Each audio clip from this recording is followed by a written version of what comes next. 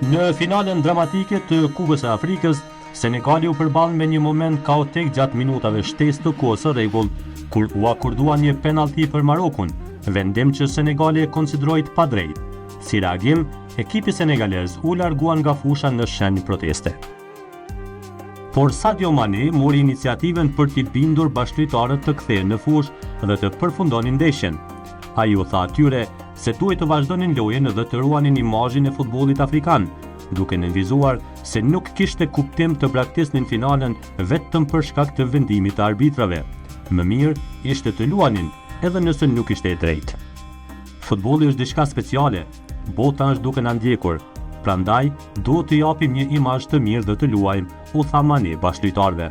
Pas rikthimit në fushë dhe një penalltie të humbur nga Maroku, ndeshja shkoi në kushtesë dhe Senegali fitoi 1-0 me golin e Pape Gueye, duke fituar titullin e kampionit të Afrikës.